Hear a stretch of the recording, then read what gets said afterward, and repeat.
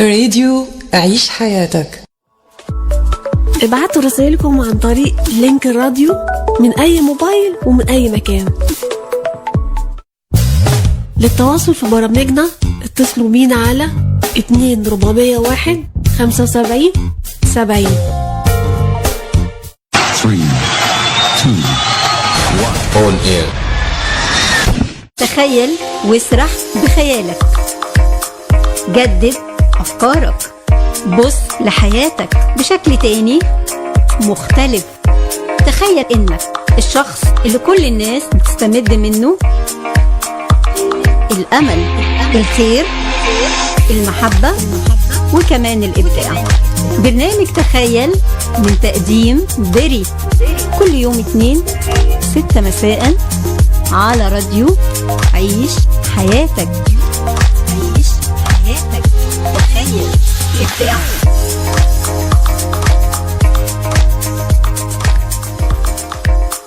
مساء الخير مستمعي برنامج تخيل مع بري كل يوم 2 الساعة 6 مساء على راديو عيش حياتك. النهاردة الحلقة الثانية من البرنامج، ويا رب اللي يكونوا سمعوا معايا الحلقة الأولى يكونوا انبسطوا من الأفكار ومن التخيلات اللي احنا عشناها في الحلقة الأولى. النهاردة الحلقة الثانية معاكم وجايبه لكم أفكار جديدة ومواضيع للدردشة جديدة.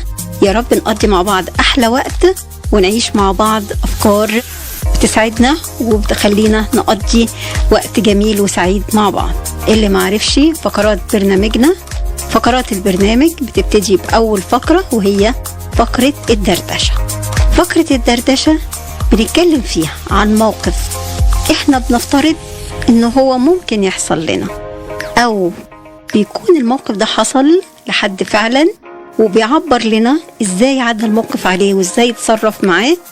وبنشوف مع بعض احنا افكارنا ايه اللي مع بعضينا بنتناقش فيها، واكيد بنخرج منها بتصور ان ممكن مفيش اي موقف بيعدي علينا بيكون صعب الخروج منه، بيكون في افكار بتظهر في الوقت دوت وصلنا ان احنا بنخرج من الموقف بسلام. وطبعا بنتواصل مع بعض على لينك راديو عيش حياتك او على صفحة الراديو. اول فقرة معانا النهاردة اللي هي فقرة الدردشة. فقرة الدردشة النهاردة انا عايزاكم تتخيلوا معايا الموقف ده. شاب واهلك عيلتك مسافرة راح تزور قرايبها وهيقعدوا لمدة اسبوع، وانت نزلت معاهم ووصلتهم واطمنت ان هم ركبوا، وراجع بقى دماغك مليانة افكار الايام اللي انت هتعيشها اجازة دي هتقضيها ازاي وهتعمل فيها ايه. وصلت البيت وقفت قدام باب شقتكم بتدور على المفتاح ما لقيتوش. مجموعة كتير من الافكار جت في دماغك. يا ترى وقع منك؟ يا ترى انت نسيته جوه؟ يا ترى حد خد المفتاح الزيادة بتاعك؟ انت دلوقتي في مجموعة افكار كتير وما انتش عارف هتنزل تدور عليه ولا تتصل بأحد من العيلة تسأله ان كان في معاه مفتاح وخدوه منه. قدامك افكار كتيرة وانت هتبتدي بايه؟ ولا جايز فعلا المفتاح انت نسيته جوه وبتدور على طريقة ازاي تدخل الشقة؟ او تجيلك فكرة تانية، اتصل طيب بصاحب ليا ممكن اقعد عنده لحد ما اعرف هتصرف ازاي. مجموعة الافكار عمالة كتيرة جوه دماغك وانت 60 فكرة وما انتش عارف تتصرف ازاي. اول حاجة نزلت الشارع دورت في المكان اللي قدام بيتك، احتمال يكون وقع منك وانت طالع او وانت نازل، لكن ما لقيتش اي اثر لاي شيء. طيب طلعت بقى اتصل بصاحبي، صاحبي حبيبي بس عنده مشكلة. صاحبي عنده بنات واكيد لا يمكن يخليني ادخل البيت وانام ابات في بيتهم لمدة يوم واحد حتى، ده ممكن ابوه يطردني ويطرده بره البيت. طب اتصل باهلي، ده هيتصدموا صدمة وساعتها هيقولوا لي كلام بشع وتبقى بعد كده مصيبة من ضياع المفتاح. برضو فكرة قلقاك وتعباك. طيب احاول كده اشوف الجيران، لو انا طلعت من بلكونتهم ونطيت على بلكونتي ودخلت الشقة دي مخاطرة، الله اعلم هترسى على ايه. افكار كتيرة وأفكار كتير في دماغك أنت ما أنتش عارف مين فيهم الصح اللي تقدر تعملها وتعدي الموقف على سلام وتدخل بيتك بقى. عايز أعرف لو أنتوا في الموقف ده هتتصرفوا بأي أسلوب وبأي طريقة، ولو في أفكار جديدة إحنا ما قلناهاش يا ريت تقول لنا أفكاركم إيه في الموقف دوت.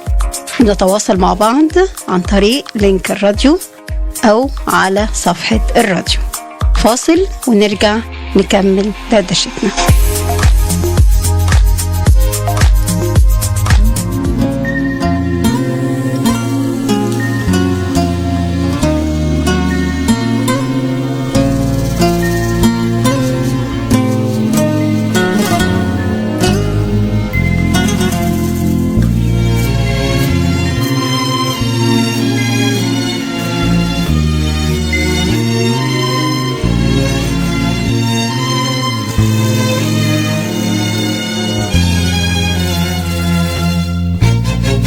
راحت ليالي رجعت ليالي أجمل ليالي في العمر معاك.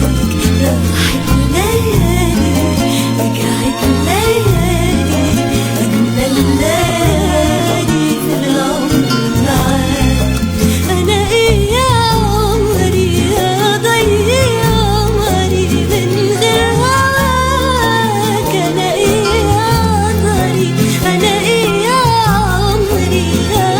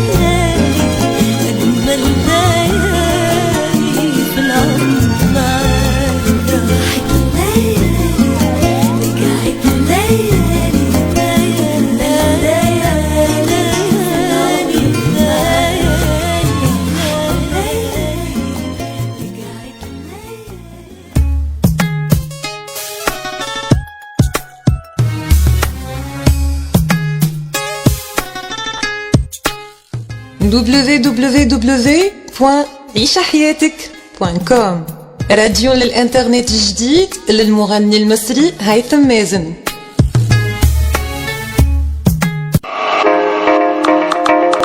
رجعنا من الفاصل وبنكمل فقرة دردشة معاكم اللي كان السؤال فيها لو انت مفتاحك ضاع منك واهلك سافروا هتتصرف ازاي.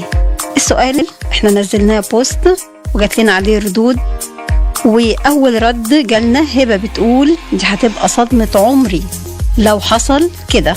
بس يا هبة حتى الصدمة لازم نفكر فيها ازاي ان احنا نعديها. مش ممكن ان احنا نقف قدام الصدمة مش عارفين نتصرف نهائي.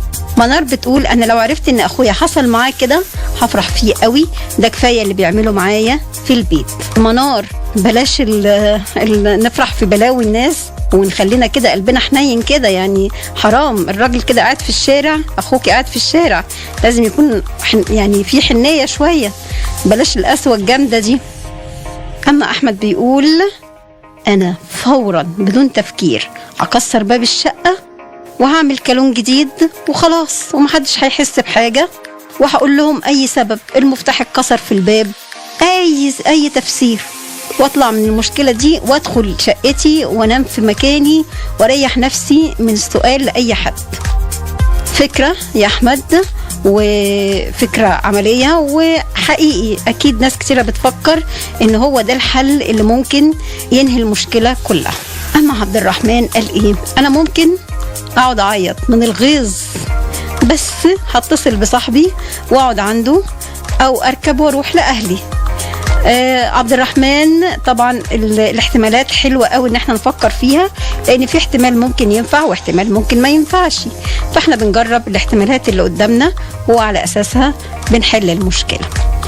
اما عصام بيقول انا لا، احنا هستخدم بقى الفيس في انه يحل لي مشكلتي. انا هكتب على الفيسبوك مين هيستضيفني عنده يومين، انا ليا زمايل كتير في الشغل وجمايلي عليهم كتيرة، ولو ما كانوش ينفعوني وقت الزنقة هينفعوني امتى؟ هايل يا عصام، انت دلوقتي بتستخدم كده اصحابك باستخدام كويس في وقت الزنقة. تمام، بس برضه هيبقى عندك مشكلة يا عصام، انت لا عندك هدوم ولا حاجات كتيرة، بس اهو حل مؤقت يوم يومين لحد ما تفكر في حل. اما ادم بيقول هروح اقعد عند خالتي في الهرم ولحد ما يرجعوا بالسلامة. بس المشكلة هتبقى هلبس هدوم منين كل يوم؟ آدم انت هتروح عند حد قريب ليك واكيد هيفكر لك بحل مشكلة الهدوم، فما تقلقش، احمد ربنا ان انت عندك خالة في الهرم ومش مقطوع كده وقاعد ما عندكش اي حلول، فحل مفيد وينفع قوي في الظرف اللي احنا فيه ده. خلصت فقرة الدردشة وشوفنا ازاي ان احنا عندنا بدل الحل اكتر من حل في المشكلة. ودلوقتي هنطلع فاصل ونكمل فقرتنا اللي جاية تخيل بعد الفاصل.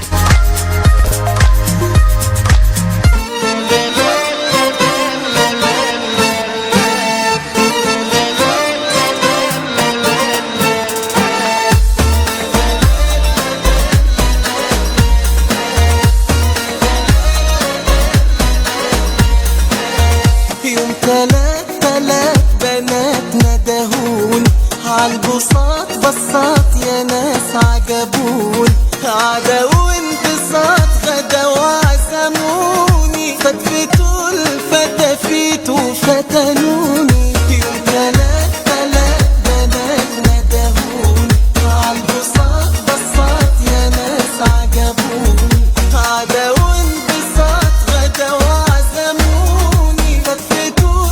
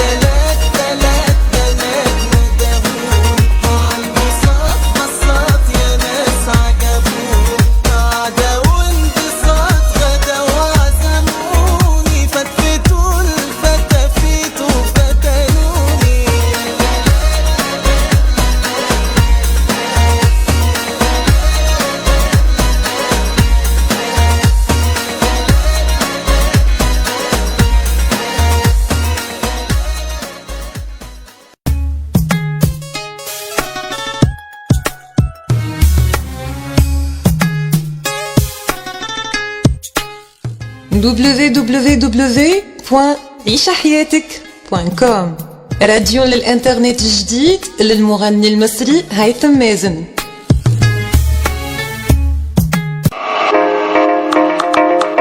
رجعنا من الفاصل ودلوقتي هيبقى معانا فقرة تخيل حلوة جميلة قوي، هتعجب ناس كتيرة جدا جدا، خصوصا الناس اللي بتحب السفر.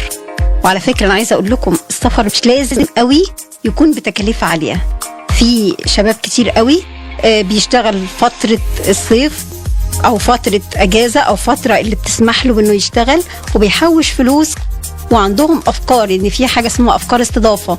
ممكن عيلة يعمل تبادل ويتكلف تمن التذكرة بس، لكن الإقامة بيعملها عند أسرة في البلد الأجنبية اللي رايحة، وهم في نفس الوقت ممكن يستضيفهم في بلده. ففي أفكار كتيرة حلوة قوي للسفر ومش مكلفة قوي.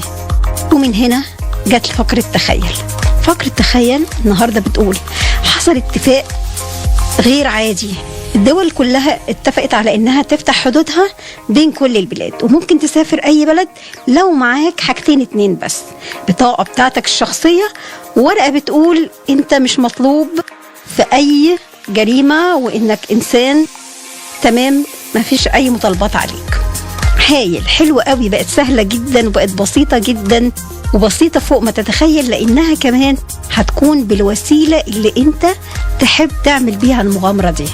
هتركب طيارة، تركب مركب، تركب باص، تركب عجلتك، تركب الموتوسيكل بتاعك، تركب التوك توك بتاعك، كل اللي انت في ايدك هتعرف تبيه انك تعيش المغامرة ديت. ها، ايه رأيكم في التخيل ده؟ مفيش اسهل من كده ومفيش احلى من كده، وفرصة عظيمة وجميلة نعيش مع بعض مغامرة حب السفر، ونشوف مع بعض بقى لما هنتخيل ان ده هيحصل لنا، هل هتحب تروح لوحدك ولا هتاخد حد معاك؟ وايه الوسيلة اللي انت تحب تعيش بيها المغامرة دي اللي هتحس بيها ان انت فعلا اتمتعت بالفرصة؟ تخيل. نشوف مع بعض ايه ردود الافعال اللي جات لنا وايه التخيلات اللي ممكن يعيشوها. طبعا احنا عندنا ناس بتعشق ركوب العجل وبيحس ان العجل بيديله متعة، انه هو بيمارس رياضة العجل وفي نفس الوقت بيغير مكان وبيغير ناس، ومفيش اسهل ولا ارخص من دي وسيلة ممكن يتحرك بيها في اي مكان وما عندهاش اي مشاكل، لا رخصة ولا اي حاجة ابدا. فالنهاردة عندنا محمود بيقول انا بعشق العجل وهاخد عجلتي وهاخد كل الحاجات المهمة اللي تساعدني على اني اروح الطريق، وهبتدي اسافر بلاد اوروبا لان فيها حاجات كتيرة قوي نفسي اشوفها ونفسي اعيشها. دي هتكون هدفي، واحب اكون لوحدي لان انا ممكن احس ان انا حرة اكتر وانا لوحدي. اما عصام بيقول لا، انا عربيتي هي مش جديدة قوي بس ممكن تساعدني قوي ان انا اروح ابقى براحتي معايا حاجتي. لو ما لقيتش مكان انام فيه عربيتي موجودة، ممكن انام فيها واعمل اقامتي فيها واتحرك بيها من مكان لمكان، وهحس ان المغامرة كده مش متعبة قوي بالنسبة لي وهتبقى ممتعة جدا.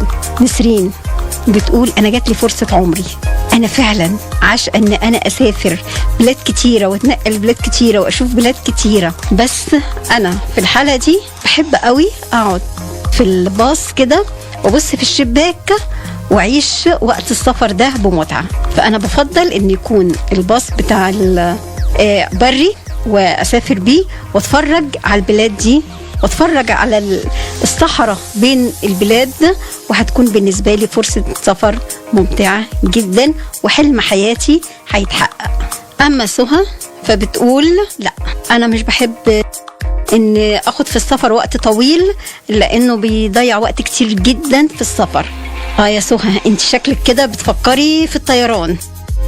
فعلا سهى بتقول انا بحب الطيران اكتر لان وقته بيكون اقصر وبحس ان هو مريح اكتر من اي وسيلة تانية. في عندنا ناس بقى بتحب البحر وبتعشق البحر زي آدم بيقول انا نفسي اركب مركب وتسافر بلاد كتيرة وأشوف البحر منها الصبح وأشوف الشمس وأتمتع بمتعة السفر في البحر. جميل جدا رومانسيتك وشعريتك يا آدم، وفعلا هتكون وسيلة سفر جميلة وممتعة جدا جدا. شفنا مع بعض ان احنا لو جات لنا فرصة السفر كل واحد بيكون له وسيلة وطريقة في المتعة لما يسافر. ونطلع فاصل ونرجع نكمل فقرات برنامجنا.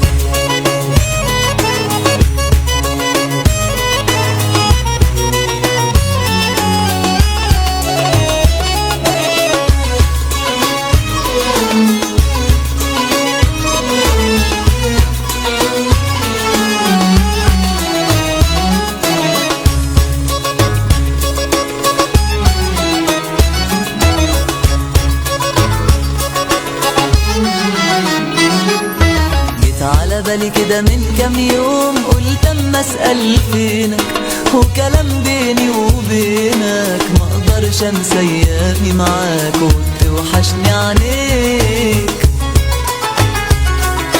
سلم لي على عينيك الاتنين، ده لحد ما نتقابل، مهما الواحد قابل عمره ما ينسى اعز الناس، لا ما تقولش نسيك. على بالي كده من كام يوم، قلت اما اسأل فينا وكلام بيني وبينك، ما اقدرش انسى ايامي معاك، وتوحشني عليك. طب سلم لي على عينيك الاتنين، ده لحد ما نتقابل، مهما الواحد قابل عمره ما ينسى اعز الناس، لا ما تقولش نسيك. ياه ده انا دايما اقول يا حبيبي يا ريتني معاك، وانا لو مشغول ما اقدرش في يوم انساك، بس الايام واخداني زي ما واخداك. انا دايما اقول يا حبيبي يا ريتني معاك، وانا لو مشغول ما اقدرش في يوم انساك، بس الايام واخداني زي ما واخداك.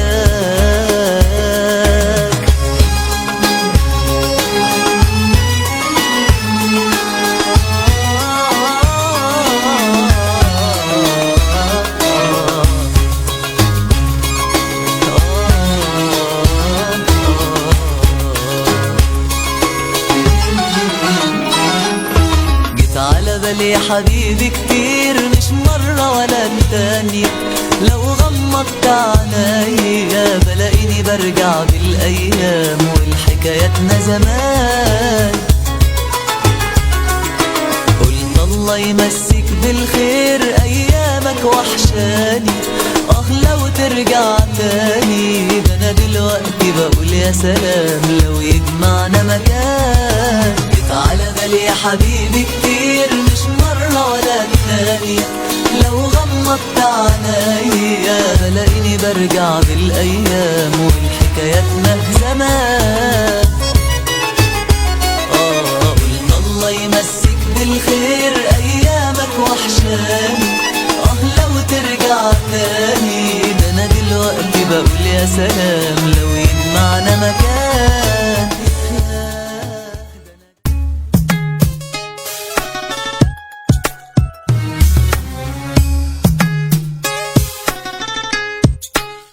www.عيشحياتك.com راديو للإنترنت الجديد للمغني المصري هيثم مازن.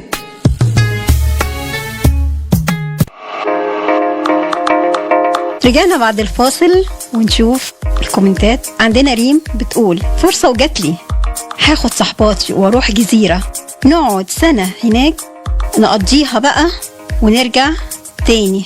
يا ريم انت مخططه ايام حلوه وايام انبساط وايام فرفشه انت وصحباتك هناك، يا رب يتحقق لك الفرصه دي. شيري بتقول لو عملوا كده اكيد هلاقي ناس كتير بتسافر، بس انا اخاف اسافر لوحدي.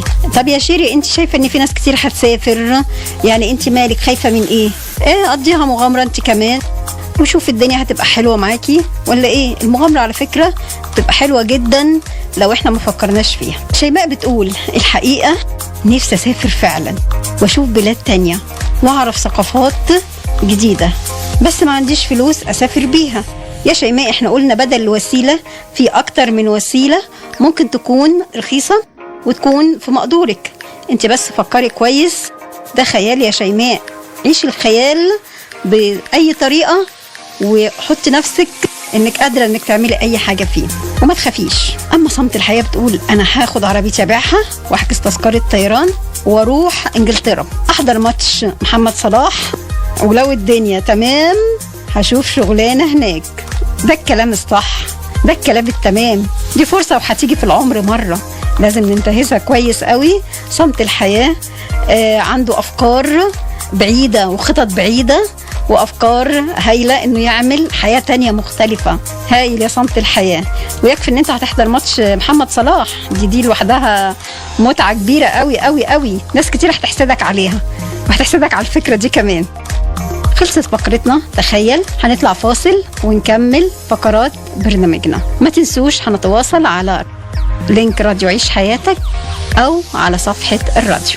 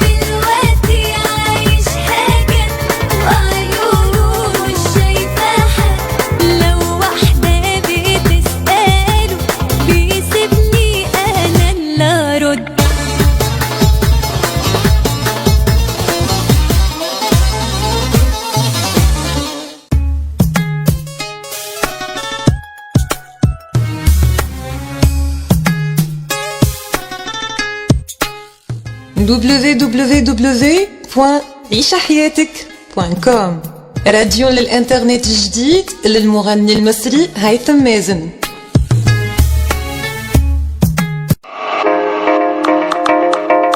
رجعنا من الفاصل ودلوقتي معنا فقرة موقع مهم. كل واحد فينا دايما بيكون عنده نظرة للمستقبل. نظرتك للمستقبل طبعا احنا قلنا 100 مرة نظرة المستقبل مش لازم تكون كلية بيكون مجموعها عالي وهي دي اللي انا هطلع منها هلاقي اي شغل سريعا. لا، وجهة نظرنا لازم تتغير وطريقة تفكيرنا في المستقبل لازم تتغير. الكلية دي اختيار عشان انا بعد كده حياتي هعيشها حياتي ازاي، هلاقي فرصتي بسهولة اكتر اني الاقي شغل بشهادتي. النهاردة انا جايبه لكم كليات جميلة جدا وعملية جدا جدا، واي حد ما عندوش استعداد وفكر ان هو بيحب كليات اللي هي القمة وان هي دي اللي بتحقق ذاته واللي هي بتحقق له مكانة في المجتمع، لا، الانسان ممكن يحقق مكانته في المجتمع بشغله مش بشهادته. تعالوا مع بعض بقى كده هنشوف كليات حلوة قوي وجميلة قوي ولذيذة وهنبسط قوي في الدراسة فيها، وكمان تخرجنا هيكون شهادته مطلوبة قوي في السوق والعمل، وهتكون بالنسبة لنا أسهل بكتير إن احنا نلاقي وظيفة. تعالوا معايا نشوف أول كلية اخترناها إيه اللي هتكون بالنسبة لنا فرصة جميلة قوي إن احنا نعيش فترة دراسة حلوة وفي نفس الوقت بعد التخرج هنلاقي فرصتنا بسرعة. أجمل حاجة في الموضوع إن الكلية دي بيكون المجموع بتاعها أقل من 70% أو 70%، يعني مش محتاجين مجاميع عالية نهائي. أول كلية معانا سياحة وفنادق. سياحة وفنادق هي كانت بدايتها من 55% وممكن بأقصى شيء إنها تكون 65% أو 70%، يعني مجموع متوسط هايل جدا وهنحقق منه شهادة مطلوبة ومفيدة. السياحة وفنادق هندرس فيها إيه؟ ممكن ندرس فيها لغات، هيروغليفي، إنجليزي، ألباني، أسباني، وبعد كده أما نخلص دراستنا في الكلية هيكون عندنا فرص إن احنا ممكن نلاقي وظائف لينا في المطار أو كمرشد سياحي، أو هنلاقي شغل لينا في الفنادق كشيف.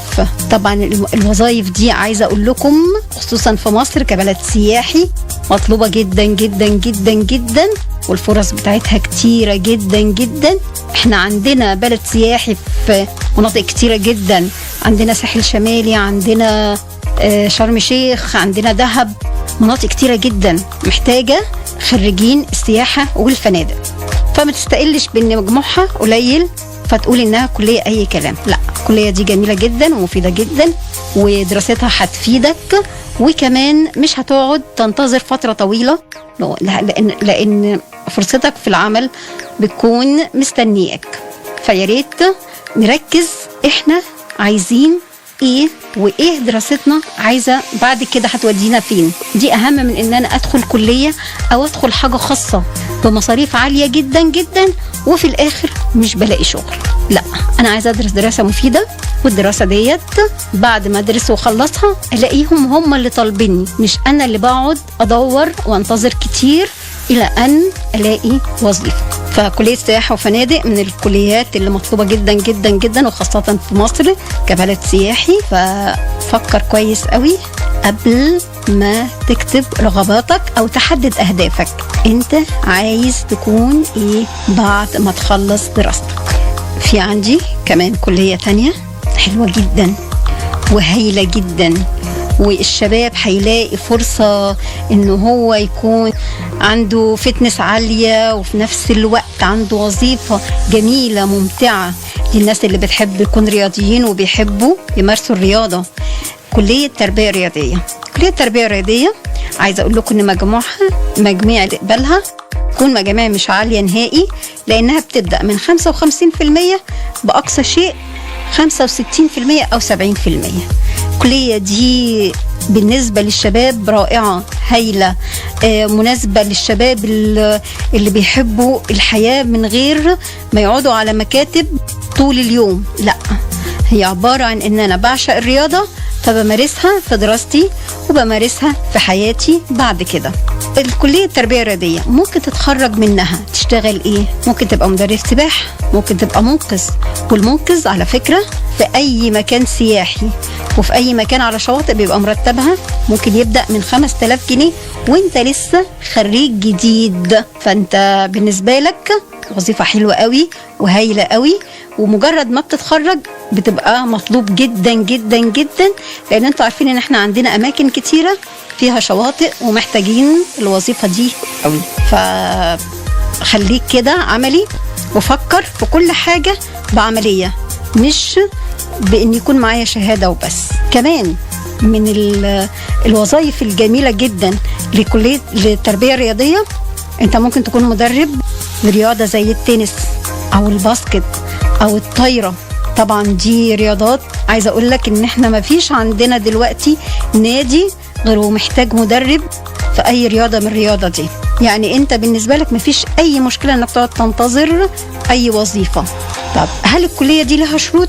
الشرط الوحيد منها ان يكون عندك فتنس، وان يكون الطول بتاعك اكتر من 165. يعني شروط سهلة جدا وبسيطة جدا، وممكن تكون متوفرة عند عدد كبير جدا.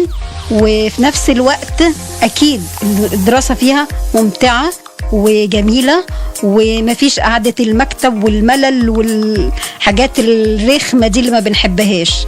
هتبقى حاجة جميلة جدا ووقت جميل جدا هتقضيه كدراسة وكشغل. أتمنى إن انتم تركزوا كويس قوي قوي في أهدافكم بعد التخرج. عايزين تبقوا إيه، وعايزين تشتغلوا بسرعة ولا لأ، وعايزين تحققوا هدف ليكم. هل أنت بتحب تقعد في مكتب ولا بتحب تكون إنسان متحرك وبتعمل شيء فيه حركة؟ وده اللي بيسعدك وبيخليك مرتاح نفسيا أكتر في شغلك. أتمنى إن يكون الكليات اللي اخترتها تكون جذبت انتباهكم وتفكروا فيها كويس قوي، وتكون بالنسبة لكم معلومة مفيدة ليكم. للأسف خلصت فقراتنا معاكم والوقت عدى معاكم سريع. أنا كنت سعيدة جدا جدا معاكم، كنت سعيدة بآرائكم، كنت سعيدة بأفكاركم، وشفت أفكار حلوة وشفت أفكار هايلة، وشفت إبداع في التفكير، وإزاي إن في شباب حلو قوي قوي بيتصرف وبيفكر بطريقة جميلة. وخرجنا مع بعض من القالب ورحنا الخيال جميل، وعرفنا ان الحياة ممكن تبقى احلى وتبقى اجمل في خيالنا. كنت معاكم بيري، لقائي هتجدد معاكم كل يوم 2 الساعة 6 مساء على راديو عيش حياتك. باي باي.